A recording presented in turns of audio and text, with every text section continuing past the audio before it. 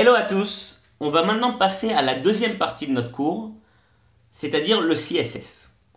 Dans cette vidéo, on va expliquer les différentes façons qu'on a de coder du CSS. Donc, quand on parlait de HTML, on avait vu une des façons qui s'appelait inline, ok? Pour revenir dessus, quand on avait un paragraphe, par exemple, voici mon paragraphe, je pouvais écrire du CSS grâce à l'attribut style. Ok? Ici, je pouvais mettre par exemple font size 30 px.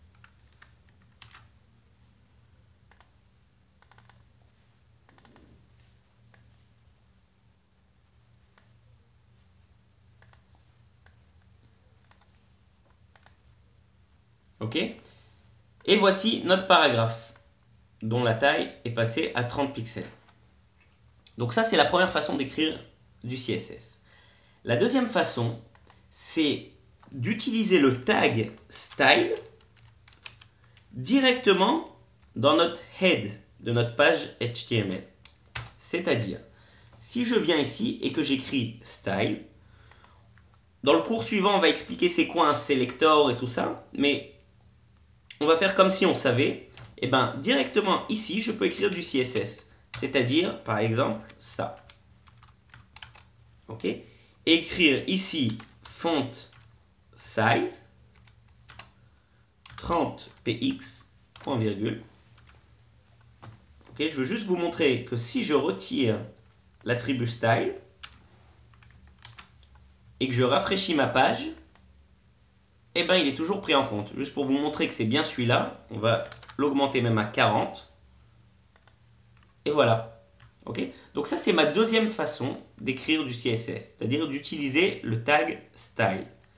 Maintenant, quelle est ma troisième façon, et souvent la plus utilisée parce que plus pratique lorsqu'on atteint des gros fichiers, c'est d'écrire son CSS dans un fichier à part. Je m'explique.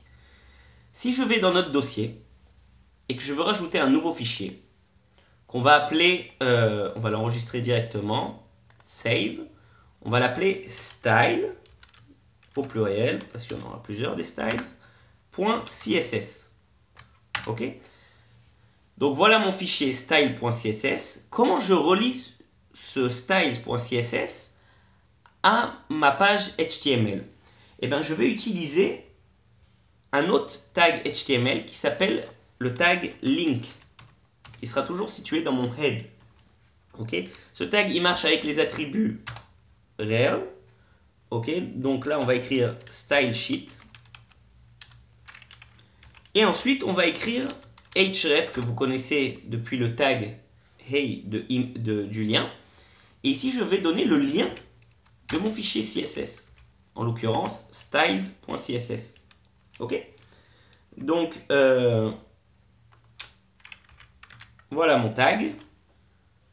Vous voyez, là maintenant juste pour vous montrer. Non, mon fichier style CSS, il est vide. Donc normalement, quand je vais rafraîchir ma page, il ne va rien se passer. Mon paragraphe sera à sa taille par défaut. Maintenant, si je viens sur mon fichier style.css et j'écris directement du CSS dedans, ok. Encore une fois, on va expliquer ce que j'écris dans le cours suivant. On va dire qu'on veut changer la couleur du texte, par exemple color, et l'écrire en rouge. Ok. J'enregistre, je reviens là, je vérifie que c'est bien toujours styles.css et que mon fichier CSS s'appelle bien styles.css. Si je rafraîchis ma page, mon paragraphe est devenu rouge. C'est-à-dire que ce fichier a bien été pris en compte. Donc pour résumer, il y a trois moyens.